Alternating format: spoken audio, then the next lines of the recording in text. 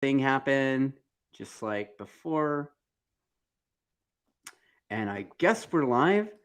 Hopefully we're live. Okay, I think we're live. Okay, great. So good evening, everybody. I'm Dustin Coiner from SoCal, and we're going to talk a shit about Daytona 200 with Cam Peterson. What is up, Cam? What's up, Dustin? Thanks for having me back. Hey, man. You're going to be back a lot. I'm sure. I'm hoping. I'm rooting for you, man. I really am.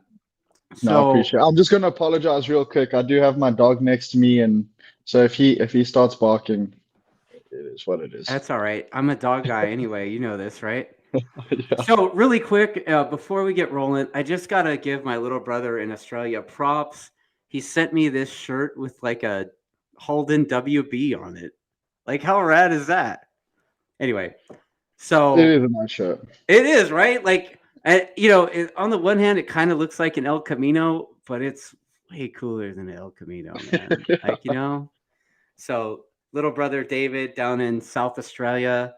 Um, Yeah, he's my brother, and he is Australian. We just have different moms because our dad got around, right? Okay, so let's talk shit about Daytona. Yeah, pretty crazy weekend, Lot of shit to talk about. dude. A lot of shit to talk, right? You know what? The first thing is, a few weeks before Daytona, you got your wrist slit open and all that. And you know, you were feeling all right, but you like it wasn't 100%, right? Yeah, honestly, wasn't anywhere close to 100%. The only time I did anything was the Monday. So I left the Tuesday, and the Monday before I left, I went and did little bit of a bicycle ride, a mountain bike ride, and I've never been in so much pain in my life during a mountain bike ride, but we had committed to it, and yeah, I had to go racing. Yeah, I mean, let me ask you something, man. Like, how did it go? Like, how did the arm pump situation? Did you get any arm pump on the weekend? No, I mean Daytona is definitely the place where you're not going to get arm pump because the track's just it's one long straightaway. So it was hard to tell, but honestly, it was just the fact that my wrist and my palm was stuck in that position for 2+ hours.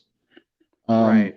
on a bike that was chattering my teeth to powder was pretty brutal. So um, yeah, but going into it, I didn't really know what to expect with the wrist. Like I said, I did one bicycle ride and it absolutely, I mean, the pain was ridiculous. So um, I knew going to Daytona was probably going to be the easiest thing because the track's so easy and it's one long straightaway. Um, but yeah, unfortunately, going to the race, we had a little bit of an issue, and man, it was a long race. I can't even explain to you. About 10 laps in, my wrist was absolutely killing me. Dude. And I just did everything I could to try keep my mind off of it, but it was tough. Yeah. So let me ask you this: like, in prep for Daytona, being such a long race, like, did you do anything extra that like physically to prepare yourself? Not really, and again, like I said, it's the least physical track I think in the world, probably. So, um, no, I wasn't. I just try to lose as much weight as possible to be super light on the 600, Yeah. but um, yeah, it's I was it's gonna it's a say very my next question was like, did you like change what you were eating? Did you like do it oh different? I oh mean, yeah, yeah. It was like a UFC weight cut, like I Jesus, did dude. everything. Yeah, I did everything I could to be as light as possible just to give myself the best option, um, and that was it. And unfortunately, with the timing and everything, and with the few tests we have coming up, and then the season coming up, um, and I waited a little bit too late to get the surgery done, but yeah, I just had to get it done. Um, Yeah, I mean yeah, Ludwig. probably wasn't the best timing, but You know that, Stephen Ludwig, right? Like, yeah. okay, so Stephen Ludwig asked me to ask you. He actually had a couple of questions for you. One of them is super goofball, but the one is like, bro, why'd you wait so fucking long to get the surgery in the first place? That's a good question. I And mean, I told him that you and I had spoken on the podcast, and you said that you were like resistant to get it in the first place.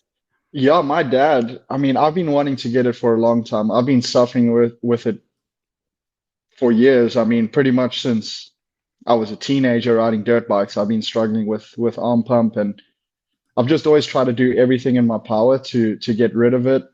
And my dad was very, very against the surgery. So we put it off for the longest time. And then, like I said, I'm finally in a position to where I can afford a few things. So when I went and did the test on the 600 for Daytona, I got arm pump on the 600 at Bunwillow, and I pulled in from the first session, phoned Dr. Brian. I was like, listen, I need this surgery now because to get it on a 600 is a pretty big issue.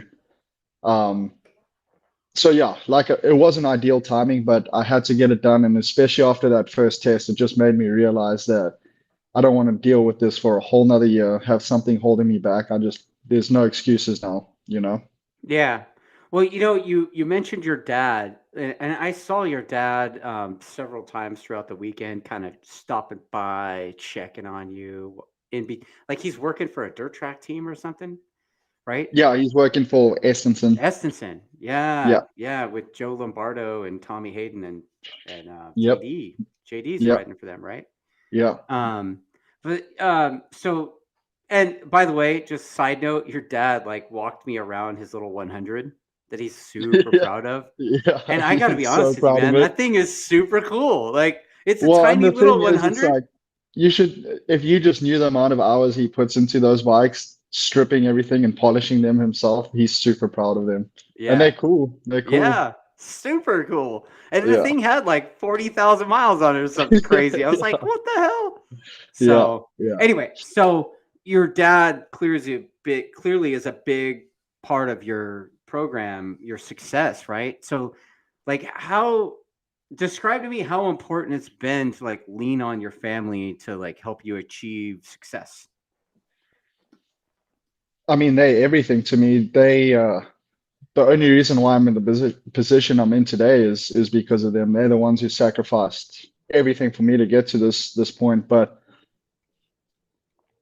I haven't come across too many people in my career, and I might be a little bit biased because it is my dad, but you can ask guys like Matty Scholes, you can ask a few people, but my dad is so good at his craft, and his eye is incredible when it comes to racing and seeing stuff on a motorcycle and seeing certain stuff with riding styles and all that. That I would have my dad in my corner every day of the week, and so it's been super important to me having him there. He's taught me so much. He's been through it. He's been at the top level. He's ridden Grand Prix. So having my dad in my corner is massive. And now that I'm a little bit more grown up and I understand the whole push, and because you know what it's like with racing dads and racing kids, like there's always a certain time or period where there's a little bit of resentment. So now that I'm a little bit older and I understand everything, our relationship's so strong, and having my dad at the track is everything to me. That's awesome, man. Like it's just, I could see it. And your dad, you're speaking very nice, but your dad's a fucking legend. Let's be real. Like your dad rode He's for an Kenny absolute Roberts on the legend. 500. He's an Like absolute legend. like on a Did a wild card in a Grand Prix at Laguna, finished 12th, scored points. Like, right. yeah, he's He's pretty a badass. beast. Yeah. And talking to him, he talks about it like it's no big deal. And I'm No, just like, exactly. shut the fuck up, I man. know. Yeah, Yeah. yeah, yeah. My Yeah. dad always So sells himself a little bit short. oh, you know what? I'm getting some questions coming in, but like I want to get started talking about the Daytona experience first. But um yeah, let's go to that. Like basically, you start out at Daytona, like it looked like it looked like you had the boys working pretty good on the first day, man. Like I don't know what was going on with your brake lever, or like was it the fuel or what was it? Um, yeah, it was weird, and we had it happen last year, but we resolved the problem pretty damn quick. Um, but just after all the long straightaways, and we had a longer lever on the bike, brake lever, and obviously we were on a straightaway for pretty long. We reaching some high speed, so I don't know if it was just the drag with the long lever that was causing it to heat up around those long banks and everything. So every time I went into turn one into the chicane off the back straight, I would grab the front brakes and it would just come to my knuckle. There was still a little bit of stopping power, but I couldn't grab the brakes any harder because I was hitting my knuckle and I was just running off track. So yeah, it took us a little bit to figure that out, but yeah, the second day it wasn't an issue. Yeah, I mean, that doesn't sound like a good time, dude. Like that's not a recipe for confidence, right? No, there was a few times going to turn one that yeah, I needed to change my shorts a few times. Got pretty close to the tire wall, but um yeah, I wasn't worried. Obviously, I've got all the boys in my corner and a team like that. I knew it was gonna be Yeah, fixed. they did a bunch of work on the brakes, but then the other thing was like something about the quick shifter or something. Like what, or was it the Yeah, so auto blipper? yeah, there was just one of the sessions. I started hitting a few false neutrals, going through the gears, like even fourth to third, and uh, the bike just seemed super hard to shift down and change gear going down into corners. Um, so yeah, I hit a few false neutrals, came in, and the guys changed the position of um, the shifter to kind of allow me to put more force into it to get the thing to shift. And we changed a few things electronically, and again, wasn't an issue from there on out. Well, that's cool. I mean, the boys were working hard on that shit, so I was just like, man, what's going on? And I know because of your hand, I know Richard made some changes to the geometry a little bit too, right? To kind of put the bike on its nose more because your brake pressure wasn't what it normally would be. Yeah, and I don't want to make excuses because I did it to myself, but I was struggling with the hand a little bit under the Yeah. brakes, and it was pretty sensitive. So for sure, I wasn't grabbing the brakes like I normally do, and even the pressure was way less than what I normally grab the front brakes. So yeah, I definitely I made it interesting the first couple days with the guys, and um, Yeah. I think it was the second day or first. I can't really remember. It must have been the first day. Um, Shit, I think I was 1.7 seconds slower than the quickest sector time through the infield, which is embarrassing.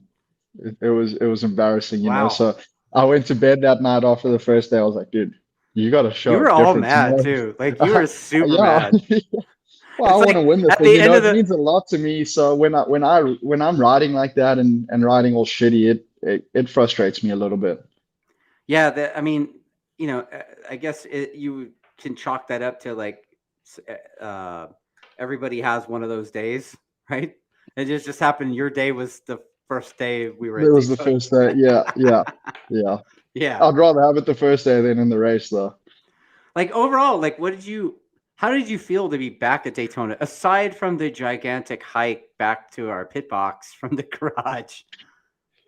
I love it. Yeah. I love Daytona, and it's just such a cool experience. I love the race. I love the whole weekend. It's such a vibe with bike week, and there's so much crazy stuff happening that, it feels like a little bit of a vacation with racing. And I just have so much fun doing the race, and and getting the team involved with the pit stops and everything. It's seems like it's a little bit more of a team effort um to make everything come together. So I just love that aspect of it. And Yeah. um honestly, I want to do every single Daytona from here on out. I want to be there at the hundredth Daytona. I think I'll be 47 or something by that point. Yeah. So my plan is to be there at 47 You're years gonna old, still racing it. you're gonna bust was it Ashmead that had the old mileage record for the Daytona 200, right? Like you used to talk about that. It was like that dude had so many miles at Daytona, it was ridiculous. Right, right. No, it's just I love it, and if I get the opportunity every year, I won't miss a Daytona because it's such a cool race. It's so fun. Yeah, it's different. This year because we had kind of a smaller program that weekend. I mean, I'm just a fire extinguisher guy, like whatever. But Hey, you crushed it. I will hey, say that. hey, man, like I didn't get anybody's way, right? And nothing caught fire, thankfully, right? No, you crushed it. And I promised Mike Canfield, who wasn't there, that if the thing did catch fire, I was going to hit Darren Marshall with the fire extinguisher hard enough to knock him out so he wouldn't feel the fire. So there I'm was glad that. we didn't see that happen. I know, right? Jeez. Yeah, I mean, but I brought out some camera stuff. Even Moto America gave me a chest camera for one of our pit stops, so that's kind of neat. Yeah, that pit stop video was pretty rad as well. Oh, the one from the boom, right? Like Yep, I had yep. a 360 camera on our pit boom for practice. I did not have it on during the race, just to be clear. Right? No, I didn't, dude. I did not want to get you in trouble or the team or anything, but for the practices, it was cool because we got some good content from that.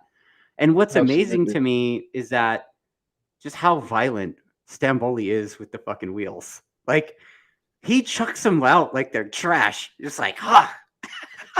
Well, I mean, it is funny to see, and I remember some of the comments on the videos from last year with seeing the front wheel go bouncing around, but man, what he's worried about is getting me out the pits as fast as possible, and I respect him for that. Yeah, I mean, there was like three or four of us pushing. Yeah, There was yeah, one yeah. time you were almost to the stop sign right Yeah, there before I had even before the started the bike got bike. started. I Yeah, love it. I love it. yeah, that was a good So time. damn cool. And, Yeah. but unlike last year, we didn't do a whole lot of practice in the garage before. So, I mean, I don't think we really did a full run through before the pit stop challenge, right?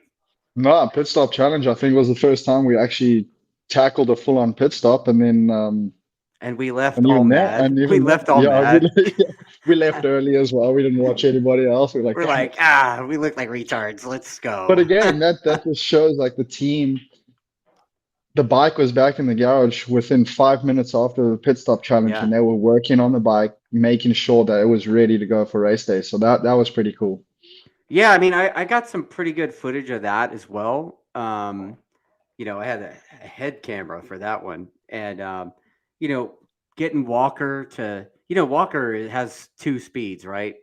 Either he's not moving. Basically, he has two speeds. He's asleep or he's going 100 It miles an hour. pinned. Yeah. Right?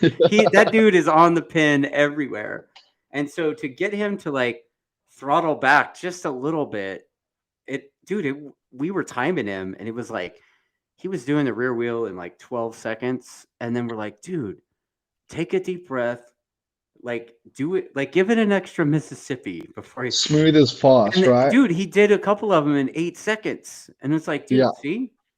Yeah. So like he was purposely trying to go slow, and he was 4 seconds faster in practice. So it's pretty neat. Yeah. Yeah. Super cool. And They Richard, crushed it. yeah, Richard busting out the grinder on the calipers. I was like, oh my god! Like he had the grinder on the calipers so much that you could damn near shave in the bottom of those things, dude. Yeah, they So made it work though. yeah, man, and the brake pads too, dude. I think he chamfered the shit out of the brake pads too, just so when they threw the front wheel in there, it would clear the Slide rotors. right in there. And Yeah, you could see the difference after they worked on the bike. I mean, yeah, I remember after they worked on the bike, I watched them do it one time and wheels went in with ease. yeah. Nothing dragging, nothing Yeah. catching. Yeah. Yeah, it's pretty crazy.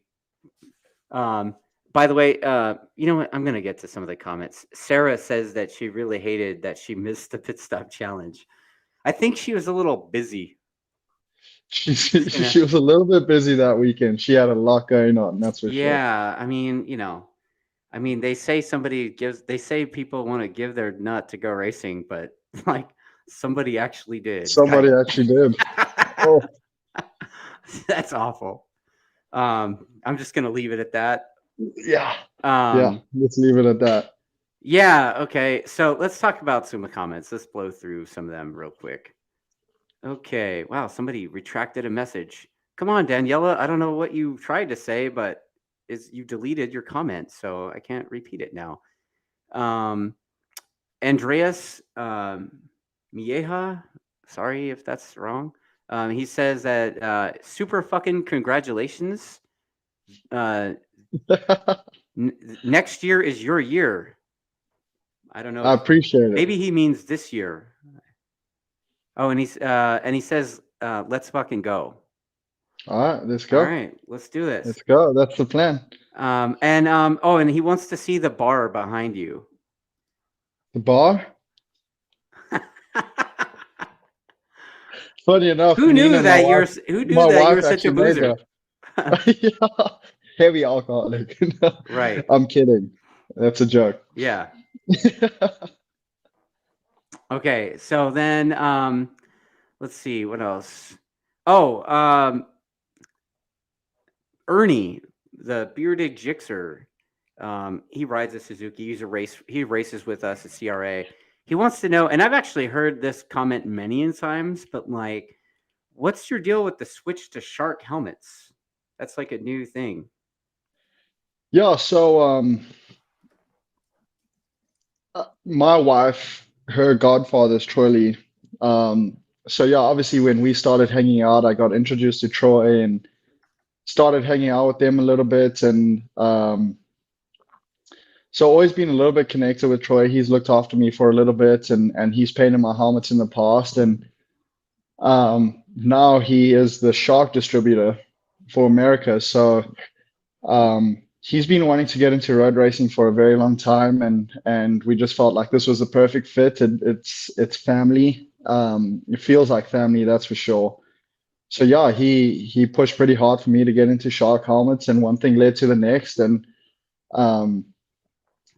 they came up with a great 3-year contract, and just stoked to be a part of it. Nice. If there's any way I can help Troy in any way, shape, or form, I'm going to do that. Like I said, it's family, and it was tough leaving a ride because I've been with them for so long, and my dad had history with them, and Jeff treated me so well. So it was really hard to leave a ride, but it just seemed like family. And shark helmets is, funny enough, in South Africa, the only helmet I wanted to ride in when I was racing dirt bikes was shark helmets. So it's a helmet that I've always really, really loved. So yeah, this opportunity came by, and there was just no way I was turning it down. And just grateful to be a part of the program, and first one in a Troy designed shark helmet in America, which is pretty cool. And I get replicas out of it that are going to be sold worldwide.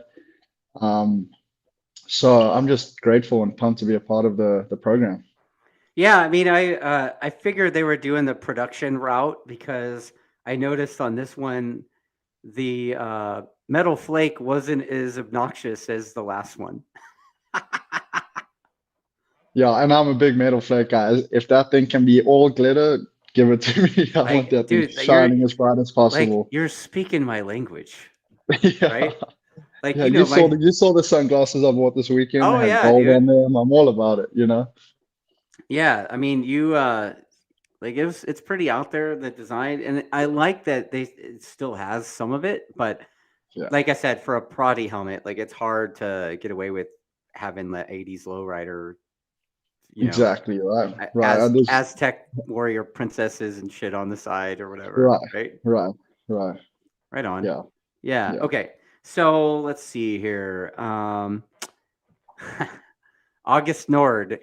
Oh, first off, Maurice Cotton says you were killing him. I owe him a couple of drinks at Alabama. We've already chatted about this because Yeah, I was putting him through it. That's for damn sure. We had a bike issue from lap one. I had no idea what was going on, and ran wide a few times in the first 5-6 laps or whatever it was, and the bike was so hard to ride. I was ready to pull into the pits, especially with my wrist. I was just like, man, I don't know what's going on with this thing. I'm ready to come in. So we had a deal. Every time he was doing my pit board, and every time I rode past him, I had to give him a signal.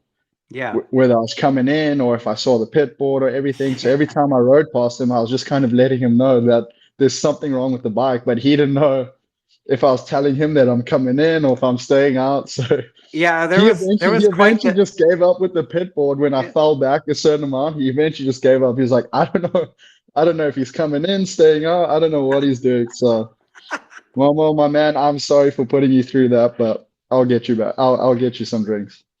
Yeah, you probably owe Will a couple of cocktails as well, bro. Dude, I think I owe the whole team some cocktails. But I No do. I've got worries. a surprise. I've got a surprise coming for everybody at the next test. Oh So shit. Okay. yeah. All right. All right. Okay. So August Nord, uh, I don't know if you know her. She races an R6 privateer effort. Yep.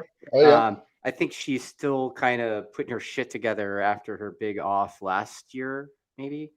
So she says on lap 52, while you were behind number two, did you hold back? Honesty, please. I don't know what that means. Lap 52. I can't even remember lap That's the 52. lap of red flag. Well, I didn't hold back. So actually, when the red flag came out, I was in front of Josh. So I didn't hold back. I understood the situation and I understood I was a lap down. Um, and you got to fight to be on that lead lap just in case a red flag comes out. So um, going to the line of the previous lap, the start of that lap, it was super close. I just drafted past Josh, and I think he had just got by me going to the line. I then passed him going to turn one and was in front of him for the rest of that lap when the red flag came out. So I didn't hold back. It's just you know that Ducati and the Suzukis were pretty fast. So Yeah, yeah. I mean, you just as much as I have. There's been quite a lot of hate towards us as a team and you as a rider. Like, Yeah. what the hell, man? I don't. Yeah, I've been getting so much hate, and I just went and did my job, man. Nobody knew what was going on. Nobody understood what was happening, and I got told to go ride my bike as hard as possible for those last 10 laps, and that's what I did. So, um, it is it is what it is, you know. Yeah, yeah, it is what it is. I mean, look, we talked about it. You know, I'm just gonna. I made it. I put it in my notes of the guy. So Michael Hannes is the guy that commented on. I posted up that we're talking tonight, and his comment was, how did you not win with tires way fresher than everyone else? And you responded to him, but I was like, Cam, save it for the show, dude. I know Right? I'm normally not one to get caught up in drama and stuff, but like I said, I've been receiving so much hate after this race, and I just did my job. I did what I was told to do, and but it's just comments like that clearly people don't really know what's going on, especially around a racetrack that's what 85% straightaway. Fresh tires don't matter on a straightaway. And if you go back and watch the race, there was a few times where I actually led through the infield coming out. I almost had a second gap, but by the time you get to chicane, it doesn't matter. I mean, the draft is so long, and we're racing around with 750s and a 990 or whatever the hell A it is. thousand. Let's just call it 1,000. I mean, it's You know, and Motor America have done a great job at monitoring all that stuff. But yeah, they definitely do have just a little bit more speed than the 600. So it doesn't matter. But um, yeah, I did everything I could, and it wasn't my day. And I was hitting the rev limiter pretty bad going to the start finish, especially in the draft behind all those guys. So I had a feeling that I really didn't have anything for the guys, because even when I pulled out the draft right before the start finish, I'd hit the limiter and just get stuck there. Didn't have any more forward momentum. So hmm. it was tough. It was a tough race. It was super tough. It's pretty crazy to have it go. Like, how did you? Let me ask you this, because like this has been asked, like, and I have it in my notes too. Let's see who asked it, or who asked something like this. Hang on a second. um. Oh yeah, Brian Green asked something like this, but basically, it's like, when did you know that that it was going to be an all-out 10-lap sprint and everybody was on the same? Everybody was just. When did you know? I didn't know. Nobody knew. You know? No, and Yeah. that's the thing. Nobody knew. And like I said, Richard and the team told me, they were like, listen, go race as hard as you can for 10 laps. If you can win, win. We'll sort it out at the end of the race and we'll figure out what's going on. Yeah. Nobody had an idea what was going on. So I went and did my job. Team told me to do a job and we went and did it. So Yeah. and it played out the way it played out. And And people don't realize is I I realized I didn't get the podium. I was back at Park Ferme getting unchanged. I walking back to the rig getting unchanged because I knew what had happened. And then everything changed and somebody came and found me. So Yeah, Will. yeah, I just did my job. I Yeah. went and rode my bike as hard as I could, and that's what was asked of me. So I mean, yeah, it's what it is. I've seen some of the teams and riders losing their fucking minds over this. Which And I completely understand though, yeah, because it was very confusing. It was a very weird yeah, race, and it's a big race. There's a lot of expense that goes into it. So I completely understand. But if you go look at the Twins Cup race, Gus Rodeo, gem of a human being, love the guy. Um, Super happy for his success, but race two, he didn't start the race with a gas tank issue. He was, I don't know how many laps they'd done. It was maybe 3 or 4 laps. yeah, Red flag came out. They let him restart the race, and he ended up finishing second.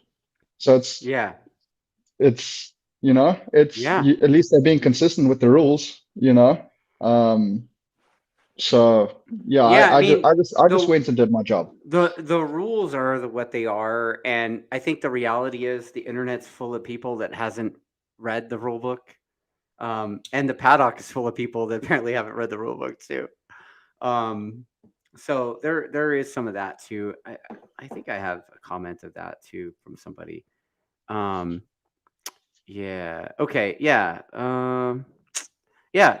Daniela says, "Do you think that perhaps Moto America should print the goddamn rule book like AMA Pro did back in the good old days? Because it would be on hand so racers and teams could flag important or stupid shit, asking for a friend or a few. Also, which round are you most looking forward to?" Yeah, I mean, first part of the question, it's tough to say, but I mean, the rule book's out there. I think there is a printed version of the rule book, so every team should have it in their toolbox anyway. Right. When they're down on the pits, they should have it there. They should know what's going on. Yeah. Um, but it was just such a weird situation. It was a very weird race. Nobody knew what was going on. So it is what it is. I mean, But we didn't know until like halfway through the 10 lapper. We didn't get the memo of that you're until, right, right. you Neither know, did the commentators. Neither did TV. I mean, right. it was just one big scramble. Yeah. Um, and like I said, it is what it is at the end of the day. Yeah. I just went and did my job. But most race I'm looking forward to, I think everybody knows the answer, and it's Alabama. Let's go. Yeah. um, I would be the same way just because of the barbecue. I The mean, barbecue, the area, the track, the facility, the people, the Buckies. It's just the yeah, dude. best. I It's went to just the Bucky's. I best. went to Bucky's last weekend at Daytona just because, dude. Yeah. I legit bought like a Bucky's stuffed animal for my dog to chew on. Hell yeah. So Hell yeah. yeah. Anyway, all right. So let's. I'll give you one more. Chloe. So what did you think of the Harley Davidson bagger? You couldn't hide that big smile once you sat on it. Wow, dude, you sat on the Harley bagger. I did. I had to Do go sit on the tell. thing. I had to go sit on the thing. Well, I've been so intrigued by it, and Yeah. um man, when you get close to those things and you see the work that the factories put in, it's actually quite incredible. Those motorcycles are a work of art. So with seeing how fast they have gone and the crazy stuff they're doing on it, Kyle, I was talking to Kyle and I was like, hey man, like, would they let me sit on it? I'd just like to see what it feels like. So went over, sat on the thing, and was blown away. Honestly, like the riding position and everything they've done with the bike was incredible. Could you imagine No, riding that going 180 no, mile an hour? no, no. So literally, when I was sitting on the bike with how big everything is, the front Yeah. fairing, I was just like, man, I could not picture riding this thing at 100%. So Yeah. scary. That's why 180 I got mile so an much hour, dude. props to those guys because when you actually go see what they're doing and how fast they're going, it's very, very impressive. I mean, I don't know how many guys were in this lap time, but I think Kyle was in the low 50s. 50s. I know. Like I know. five Nuts. zeros. Like dude, that's fucking fast. Like Ripping, that, ripping. No, that's it's crazy. I don't think people actually realize how crazy that is. yeah. Oh, I mean, I was checking them out and I was like, oh wow, they have the same exact wheels that I have on my R1. Should go look at the Wow. swing arms that they Yeah. developed and made themselves, and like Fillet the foot, everything. yeah, and the way the foot pegs are bolt into all the casings, and it's incredible. It's seriously impressive. Yeah. Yeah, it's impressive that they're able to do those times on those big ass things. They're weigh like 600 pounds. Like, They're and I ripping. mean, we've had a little bit of fun at their expense. Obviously, it wasn't even their oil. I think it was the hooligans oil, but still, we still joked and called it the bagger pace car, the the sweeper truck thing. And we got a little hate from that, but I like saw we're that. just having fun with it, like whatever. Yeah. But yeah, I mean, those things going that fast. I mean, how could you not be impressed with that? I mean, that kind of time, that would have put him like what, seventh or something, like fastest overall in the Seriously, 600s. up, yeah, exactly. He Yeah, would have been up there for sure. I Yeah, mean, and I don't know if you saw like, maybe they should allow baggers to race in Supersport, yeah. right? Oh man, yeah, that would be interesting. But just even watching those guys like James Raspoli's moment coming up onto the bank, Yeah, just insane on a 600 something pound motorcycle, bucking like that must yeah, oh feel yeah. insane. I mean, you've had a couple of moments, but nothing like that. Yeah, You not know? on a 600 motorcycle that Yeah. it's that big and that long and that much torque. Right. Crazy. Right. Yeah, I mean, you were saying that the first stint on the bike was pretty tough, and I couldn't figure out what it was, but man, your bike was trying to spit you off every corner exit. It looked like. Yeah, it was a tough race. I mean, it Yeah. was so tough, and thank God for that You red were, flag. But dude, you were so upset at that first stop. You're like, I'm standing there, you're like, I can't ride this fucking thing like that. And well, Richard's I like, just okay, cool, get the fuck out of here. yeah, he was like, okay, like You don't literally have that's what time he said. He you was don't like, have time to okay, go, go, argue. go, go. And no, but thank God that I didn't give up, and Yeah. I just kept pushing through because those first few laps, I mean, the bike had the issue all race. Yeah. It was just those last 10 laps. It was kind of the mindset of, all right, screw it, I've got 10 laps to do this. Yeah. If I crash a thing, I crash it. I'm just going to deal with the issues. But I don't know. I don't know what happened. I didn't do a practice start all weekend. The first time I actually did an actual start and was in the race. So I don't know if something happened during that, but um, yeah, going into the first turn off of the start, I did my first downshift, and the chatter from the rear brake from the rear tire was insane. And I dealt with that all race. I couldn't get into corners. I couldn't get lean angle. I couldn't do anything. And um, so that's why I fell back in that first stint.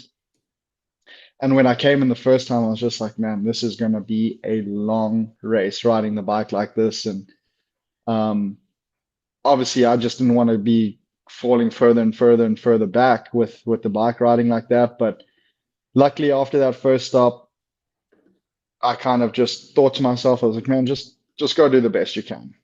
Put your head down and ride. And I saw Mo, every time I came past the pit board, he was cheering me on. And honestly, if it wasn't for him on the side of the track, because every time I came past, I saw how enthusiastic he was and trying to get me to go. I was like, all right, I'm just gonna do it for him. And every lap I came past, he was giving me the go. So it was brutal. And then yeah, I just had to deal with that for the whole race. It Yeah. was it was a long, long, long race. I mean, I caught the end of it today, and watching your rear tire go into like when you're back shifting the things, the rear tire is just going. "Ka, ka, ka, ka, ka." I'm like, dude, Yeah, yeah.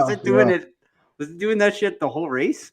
The whole race, every Oh my single time I god. did it, every single time I did a downshift, it happened. So yeah, it was brutal, and I think that added to my wrist because the wrist was kind of okay all weekend until the race. It was very manageable, and then I got to the race, and I think with all that added stuff, my wrist was trash towards the end. Yeah. I would imagine so. Um, like there, that it just looked gnarly on TV, so Yeah, it must have yeah, been even yeah. gnarlier from your But cockpit. again, I got to give props to the team and the whole crew because even with that issue, every time I came into the pits, the pit stops were so fast that they kept me in contention to Dude, fight to be on that lead lap. You know what I'm saying? So like, yeah. if our pit stops weren't as good as what they were, I don't think I would have been anywhere close to being able to unlap myself. So big props to the team for fighting and keeping me out there and just keeping me a little bit motivated to go win that thing. Yeah, your the pit stops were pretty stellar, It was Um, stellar. they were great. Then the red flag comes out, and there was a lot of confusion, obviously, you know, and apparently you like everyone else, including all the TV viewers and most of the people in the paddock that never read their fucking rule book. Um, everybody was confused, right? Like, Yeah, so, yeah. No one had but an dude, idea you what was going on. you really looked like you had a shot to win. I mean, it looked like there was a couple times where you put a pretty good gap on everybody, and it was like, shit, this is gonna be it, and then they would just suck you right back up. So, Yeah, um, doesn't matter how fast. Like when there's a big group like that, they're always going to catch up with draft. yeah. So walk me through your last 10 laps. Let me say that. Walk me through your last lap. Let's do that because 10 Last laps is lap, a lot. yeah. So last lap, going into the last lap, I just knew I wanted to be somewhere up to the front. Yeah, Um, so I think Josh might have led us going into the infield that lap. So stuck behind him. All I knew is I didn't want to lead going into any of the banks. I didn't want to be further than fifth back. Um, so then yeah, going up onto coming out of turn six, going on onto turn one and two on the banking. Um, both me and Josh Heron kind of ran a little bit wide. I like I said, I just followed him out there. I didn't want to be leading, and Hayes came up our inside, so he led us through. And um, I really just wanted to be in like third or fourth, yeah, leading onto the last couple banks. And yeah, unfortunately, Josh had a pretty big moment going through. Heron had a pretty big moment going through the chicane on the last lap, and it gave Josh Hayes probably close to a second gap just through that little chicane, and it kind of bunched everybody up behind us. So going up on the banking, I was right behind Josh, and we all cut down. I cut down with him, and Brandon, uh, he got up my inside and kind of just took that slipstream away from me behind Heron, and I got stuck out there a little bit and jumped back in as soon as I could, and try to squeeze the bike and tuck in as hard as I could. And like I said, I knew it was going to be tough to beat those guys to the line because I was hitting the limiter for so long. So I just tried to put myself in the right position, and yeah, again, it just didn't work out. yeah. I mean, so that's 2 years in a row now that Yeah, the elusive W at Daytona. It seems like I don't know. I did hear a pretty cool stat though. It took Kenny Roberts Sr. 8 tries to Okay. win the Daytona 200, and then he went on to be world champion. So it makes me feel a little bit better. But yeah, next year I have to win that thing. Have to. Yeah, I mean, I guess what will the boys will just roll your bike into the showroom and dust it off for next year, right? Hopefully that's the plan. Hopefully they want me coming back. So hopefully that's the plan. That's funny. That's funny. So, and you weren't aware that you got on the podium. So, like, give me what's your overall feeling for the weekend? Like your performance during the length of the race, the podium at the end. You know what? I was really stoked about after all those issues we had on the first day, and I was so much slower in the infield. I was really pumped that I was able to come back the second day. I went 1.7 seconds fast in the infield, figured it out. Um, and like I said, I don't really know what to feel about the race with all the confusion and the weirdness going on. I really don't know what to feel, but for the team, I was so stoked that we got the podium because I feel like it just makes all that extra effort a little bit more worth it. Um, so yeah, stoked to get on the podium 2 years in a row. Um, but yeah, it's tough. It's tough, and like I said, it's tough to with the way the bike was in the race and the way my wrist was feeling and the way everything happened. It's I don't know. I don't really know what I feel about it. Definitely not as satisfactory as last year. So, um, like I said, just super pumped that the team got a podium. That's that's awesome, man. I mean, it was pretty great that the team got a podium for this. You you putting in all the work, the boys at the shop putting in all the work, and then at the track putting in work to make the thing better. So Yeah, to come yeah. away It come away wasn't an with some easy wood, weekend. right? Yeah, exactly. Just to it just makes all the hard work a little bit better, I think. Yeah, and I And saw, like I said, there was a lot of work going on during the weekend. I made the guys work, so yeah, yeah, it made it I think made I it saw worth you it. cracking a whip every now and then too. You're like, whoosh, whoosh, and everybody's like, "Sir, yes, sir, I'll do push-ups." Right? Yeah, because I'm that Actually, guy. no. Actually, no. The only guy that was doing that was Richard. Right? Um, Yeah, okay, so let's what do you think of the other classes that were racing at Daytona that weekend aside from the baggers? We already talked about them, so let's talk about the other classes. You know, yeah. the I tw- the I love twins, it. like Twins Cup is super cool. When you see the talented guys in there and the amount of talent, like it's a race that I always go watch. Um, so always love watching the Twins Cup. I was surprised around a track like Daytona how spread out it was. Um, but it just proves how good Gus was that first day. He rode away from those guys, crushed it. Super cool to see Stefano get a win on Melly's yeah, bike. They deserve that big time. And then um, yeah, the hooligans, it's just cool to see those bikes rip around. I couldn't imagine going that fast in a straight line with no fairing around you, yeah, dude. nothing to block the wind, Upright just bars. yeah, yeah. Yeah, but it's just like a super fast super motorbike. So Yeah. um no, I love all the other classes that Motor America have brought on, and I feel like it does. It brings a whole different demographic and a lot more people to our races. So I'm a big supporter. Yeah, I mean, I talked to Debrino and he was like, dude, I can't ride this thing any faster. He's like, I guess he's down on power and they've strapped weight on his KTM. So he's just like, dude, he's like, I'm still gonna ride because Right, whatever, right, but he's like, I can't make this thing any faster. Like, right. and I'm like, well, maybe Is the KTM. KTM is it just lighter than other bikes then? I don't know what the deal is, but I guess he's got a 30 pounds of Damn. lead on the thing somewhere. So I mean, That makes a bike tough to ride. When you start adding weight to the bike, it just obviously makes it a little bit tougher to ride. yeah, Changes the characteristic of the bike a little bit. and it was awesome to see Stefano jump on Kayla's bike and win on it. But at the same time, it was a bummer that she wasn't there to ride it. You know, It was a bummer, especially because like we've seen Kayla out in Bunwiller at our tests, and I've ruining seen it, how yeah, hurting and feelings. I've seen how far she's been going. So all I can say is the boys need to watch out because she's an absolute ripper.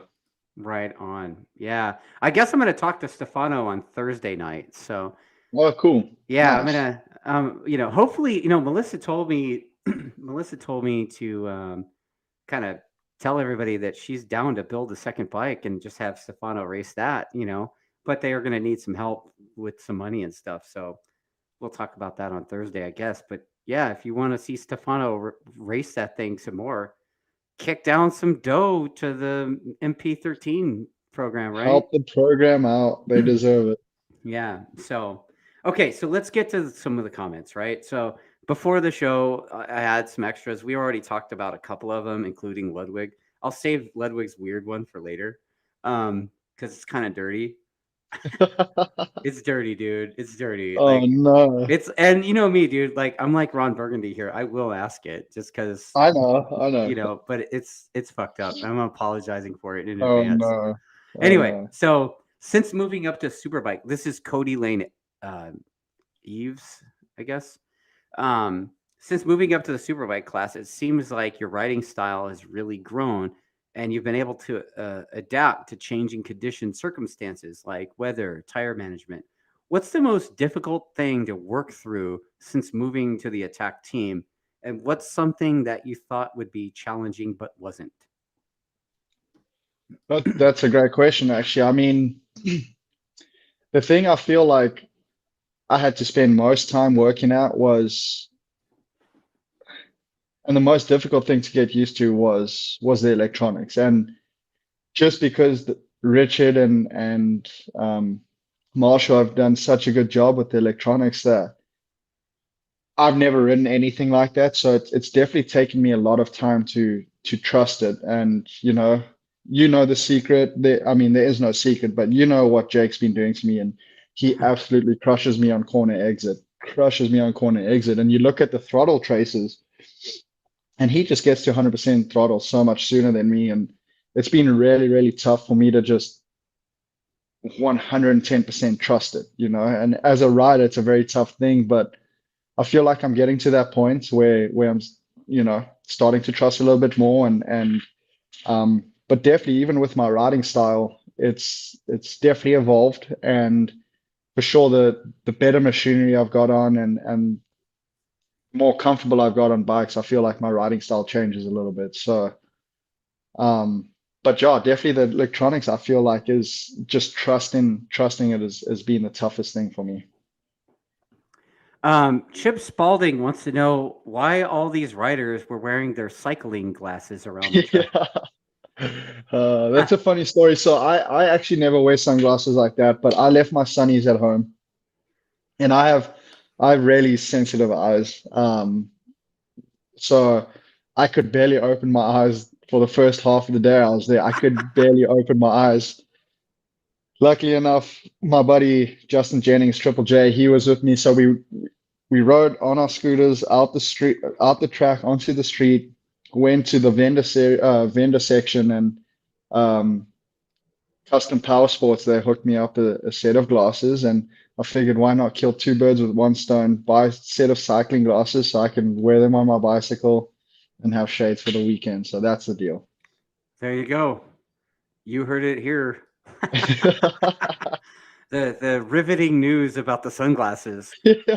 Okay, and then Ty Bankford before the show asked me to ask you if you were secretly scouting him at Apex on the Ovales to be his teammate next year. Yeah, I saw Ty ripping out there. He's looking good. He's looking good.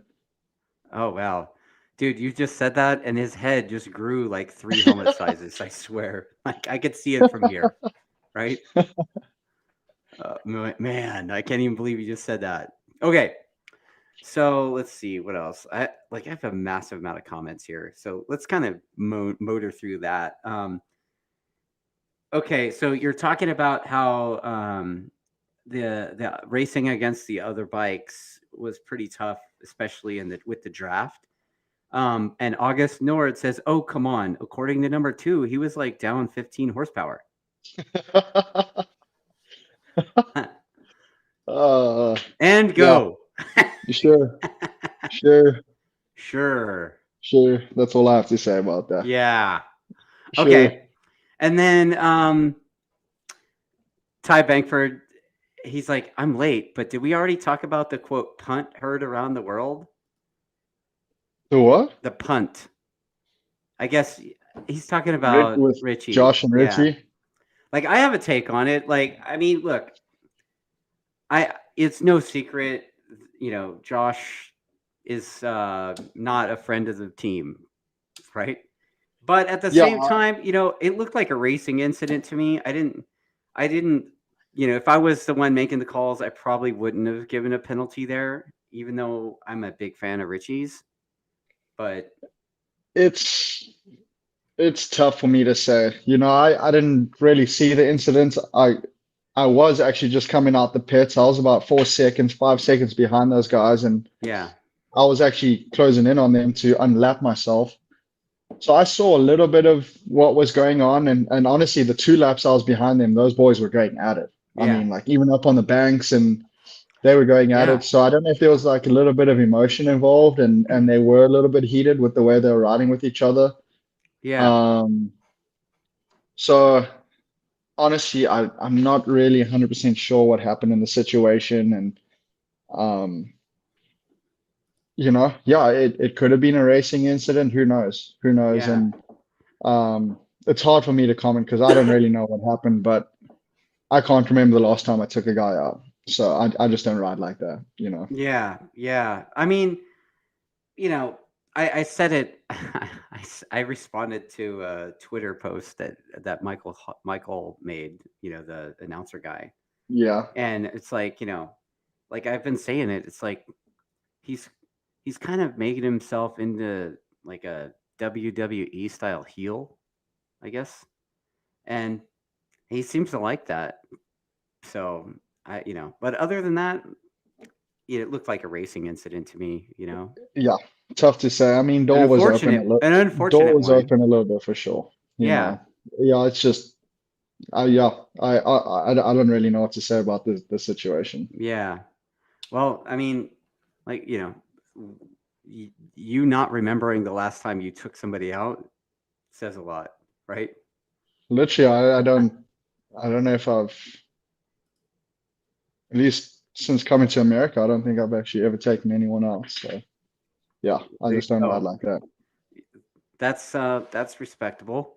Okay. And then let's see. Yeah. 848 Evo says, "Congrats to you. You had nothing to do with the rules, but I have to say the rule was pretty whack. Um, Posh was there all race, and his penalty was crap. So anybody that says his penalty was crap obviously didn't see his ass speeding through the pit lane. Um, I actually did, and we all did, and we're like, God damn, like he must not have turned his pit lane speed limiter on or something. Because dude, he whizzed past us like holy shit. He's good. I think he was doing like almost 90, dude. Like, Really? yeah, like Yeah. Again, I didn't see any of that. I don't know. So I I mean, mean, I only saw it because I was standing there with the fire extinguisher, right? And right. we didn't say anything, but we were just like, damn, like he didn't turn his pit lane speed limit on, and we didn't find out till after the race that he got penalized or anything. But yeah, it was pretty gnarly, dude. He was like, he just whipped past everybody, and he got busted. That's unfortunate, and I don't know the exact details on what allowed that to continue for the restart or whatever, but he did it. He did that. So Yeah.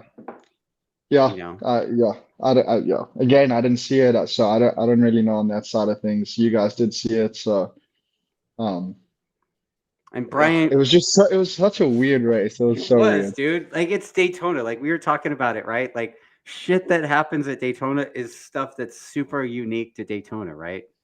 Exactly. I mean, you could be Exactly. leading the whole fucking thing and still finish 10th. Like, I am just glad that they kept the rules consistent from the Twins Cup to our race. At yeah, least there's consistency there. yeah. Okay, so um, Brian Green, who asked the question earlier, he says that we need a rule book guy. So like one guy on the team dedicated to like making sure we right. I Are think you gonna we. pay the salary? You're gonna I. pay his I. travel and Just a heads up. I think we do have a rule book guy. Also a truck driver and a data guy and team owner and machinist, welder. Um, Richard Stamboli is pretty switched on with the rule book. But in the heat of the moment, you never know what the officials are going to decide one way or the other. So we just kind of waited.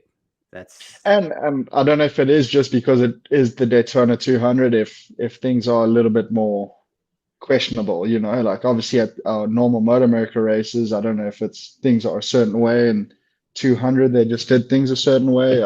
I don't know. yeah, yeah, and he says it's fucked if we didn't know the rules. Like I think like as a team, we kind of did know the rules. We just didn't know which way they were going to apply them. Does that make sense? If we didn't know the rules, I mean, nobody knew the rules. I mean, come on. Like Moto America were figuring it out during the race. Yeah, So well, they had easy. written it down. If this happens, we do this, right? And it took them a while to find that page. Yeah. Right. Yeah. Yeah. Okay. So, yeah. So Daniela is saying, Chunky Buns is saying that she basically posts clown emojis. So that tells you what her comment is. Let's see. But if you go by the rule book, the Wymans would be fine. They'd be fined, banned, and not allowed to race. There's a rule against leaking oil and making a mess. Jesus, harsh. Eesh. Did they leak oil this weekend? I forget. I don't know. I think their bikes just blew up in race one. I don't know if they leaked oil. I don't think Yeah. they did. I think they kept the oil in their bikes this Yeah. time.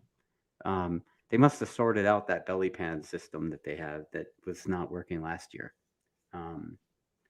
But we still had fun at their expense, right? Like you got to admit that was pretty funny, right? Like the bagger pace car comment, like that shit's hilarious. So, anyway, okay, so carry on. Now Stamboli is fuming. You're welcome. Oh, Chloe's talking about the pictures of you on the bagger. So, yeah, I don't think so. I really don't think so. Okay, so yeah, imagine going 160 and the great possibility that's going to spray oil. Yeah, that's not too confidence inspiring, man. No, scary stuff. And then props, Brian Green, props to Hayden Gillum for doing the 217, then turning around and doing the bagger race back to back. The 217, like we were joking about that, right? 217, then he had to go change suits, jump on the bagger, go do a race straight afterwards. Yeah. My man's an animal. Dude, he is. And he's a big dude, right? No, Hayden's he's probably one of the most badass, talented people I've ever come across in my life. Yeah. Super good dude. And he's a big guy. Like to do all of that back to back like that, it's crazy. Yeah. Oh, he's extremely fit. Unfortunately, he's just built big. You know? He's big boned. Big boned. Yeah. Okay. So Chloe from, she works for Harley. So she's like, hey, they're like hot rods. They're being pushed really hard. And Daytona is not a kind track to these engines. Yeah. No, I can't imagine those big bikes just being in sixth gear for most of the lap. It must be hard on the motors.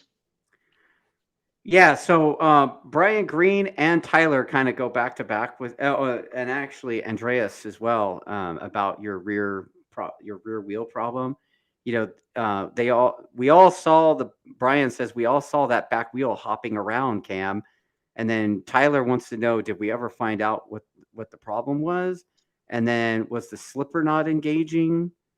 So did the team ever figure out what was causing the, I haven't heard anything, but I think Richard knows, and it definitely had something to do in the clutch, one of the back plates, or who knows, but slipper clutch definitely wasn't engaging, and I tried to do a little bit with my fingers like we did in the old days, and yeah, it just kind of was always there.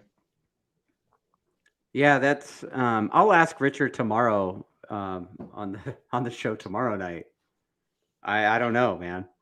Yeah, I haven't heard anything, but all right. Yeah. And then Tyler wants to know, did you think Hayes was going to be able to make it all the way to the finish out in the front, or did you kind of just know he was going to get caught? You've been kind of saying that. You've been saying that all, right? Like, yeah.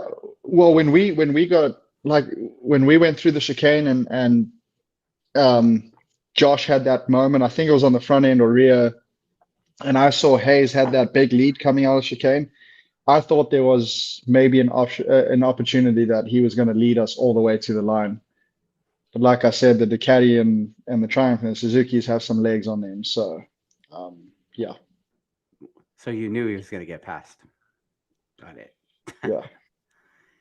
And then Chris from Pin the Gas wants to know. So I guess next year you're gonna cut your hair then? Actually there was a lot of commentary on that stupid mullet that Sarah was talking about. I was like, oh my god, right? Yeah. So We'll see. We'll see. The whole hair thing's up in the air. Some days I want to cut it. Some days I like it. We'll see. okay, so let's see what else we got. We got some more comments coming in. Man, like, oh yeah, Ty says, look, I'm a professional. Cam said so. Define professional.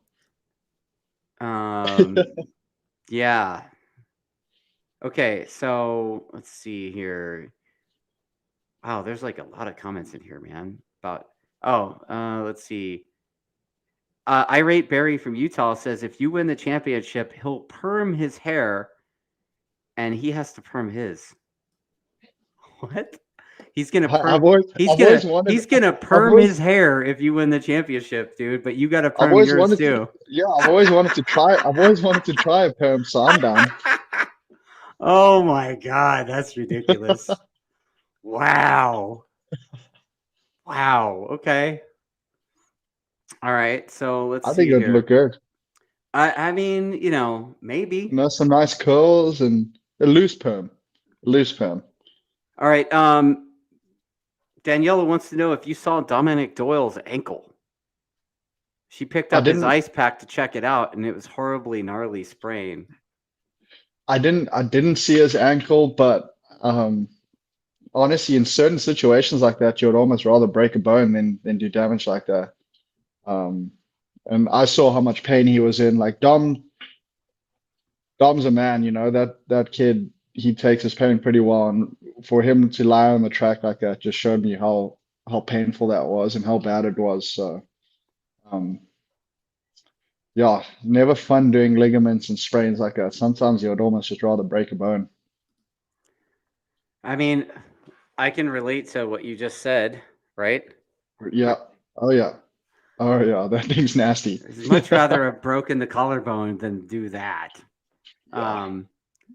But yeah, okay. So 848 Evo has a couple of comments, but this one is, it would have been cool if Yamaha would have put Rocco on the second bike at Attack.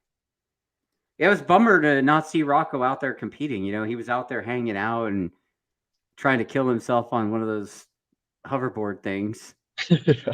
But he looks fit. I gotta be honest, man. Like Rocco, it's the slimmest, most lean I've ever seen Rocco look. So it's nice to know that the kid's put in the work. Yeah, he's determined to come out and be the guy. So cool to see that. Yeah, I guess he's been running massive amounts of miles, and I mean, last year he was walking around, and I mean, he looked like a linebacker, right? Yeah. And now unfortunately he needed to hit the gym pretty hard. So, and I'm glad he did because he's looking great. He looks like he's an actual athlete ready to go racing. I think his dad took away his Reese's peanut butter cups too. Right? I said that out loud, like whatever. Let's see. Nathan Morales says Heron's the Justin Barcia of Moto America. I don't know who that is, but okay. See, you guys need to get into some dirt bikes. Racing's racing. Bikes are cool. Watch it. Justin Barcia. His name's Justin Barcia. He's a so he actually rides for Troy Lee. Yeah. Oh, okay. He actually rides for Troy Lee. Is he a character like that? Super, super nice guy. Coolest guy ever, but unfortunately on track he's a little bit aggressive. All right. Yeah. That's fun, right? Yeah. It makes for good TV. Yeah. Right? I mean, the dude definitely is talented, and he's got, he does wheelies better than anybody, just about, right? And he does all the kook stuff too.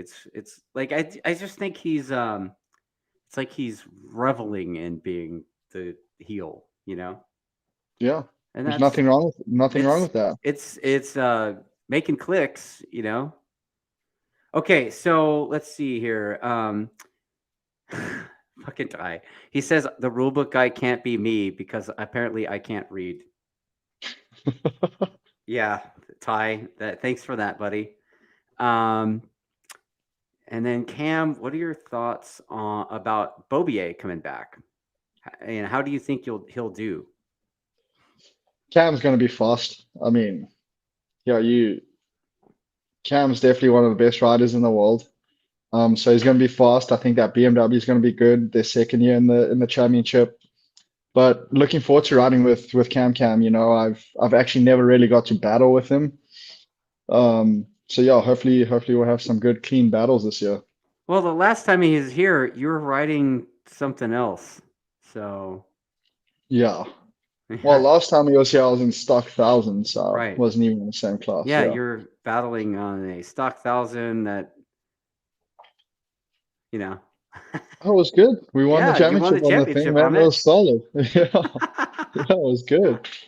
Oh man. Okay, and then let's see here. Yeah, the Daytona 200 does not count towards championship points for anyone anyway. A lot of people commenting about that. Ernie Bearded Jixer wants to know how bumpy was turn 5. Turn 5. Honestly, turn 5 wasn't too bad, but I think PJ crashed in turn 5. If you were in there just a little bit wide, and I felt it during the race, it's the first time I felt it in the 2 years I've been there. There's like a sinkhole that you can't see, and I think that caught quite a few people out. If I'm thinking of the right corner, I'm just trying to think of corners. But yeah, honestly, it's not too. But there are a few spots that if you're just a little bit offline, there's like 2 holes that will catch anybody off guard. So yeah, I got to hit your marks through there. You got you're done riding the 600 for the season, and you got Superbikes coming up. So Road Atlanta's next, right? Well, actually, yeah, testing. We got 2 tests. Yeah, next week, Tuesday, Wednesday. Yeah. See, the weather's looking a little bit iffy for Wednesday, but yeah, excited to get back on the big bike. I'm hoping this Southern California weather turns like winters should Dude, be it's over. raining here. It rained here all day today. It meant to be raining all day tomorrow. Next week, it's kind of crazy. Yeah, dude. Like, I mean, I've lived in California for 20 plus years and never experienced this for this long. It snowed at our house the other week. Yeah, us too, man. And yeah, and you know, my father-in-law, he's lived in Corona for pretty much his whole life, and he said he's never seen that. Never seen it. So, what was great is we got a break from the beautiful Southern California weather in Florida. It was amazing, good. Right? Shorts and t-shirts all weekend. Yeah.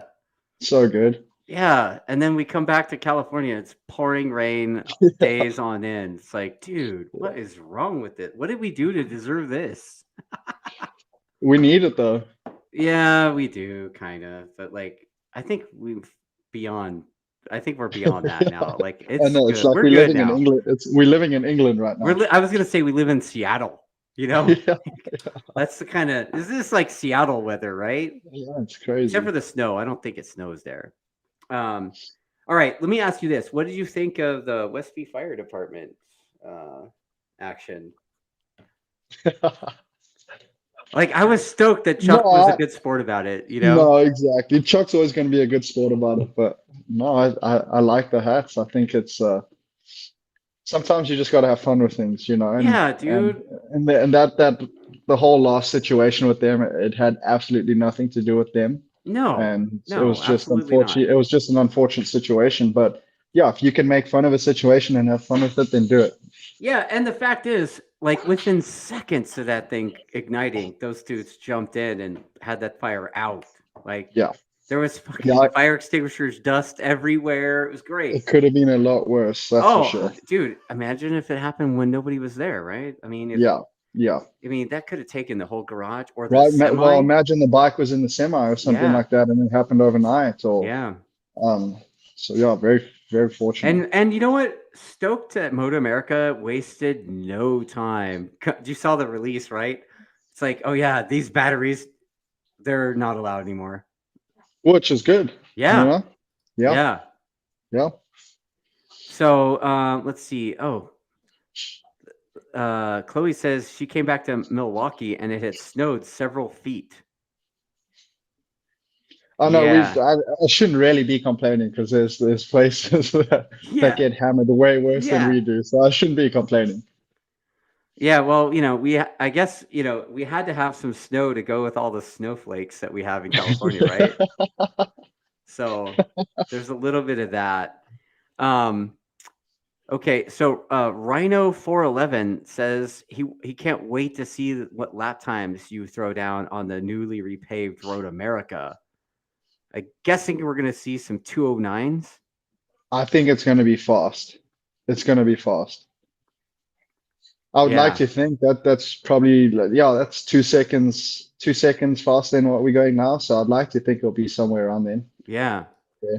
Oh, and Ernie says that he says just allow the Ducati to use those batteries. That's fucked up, man.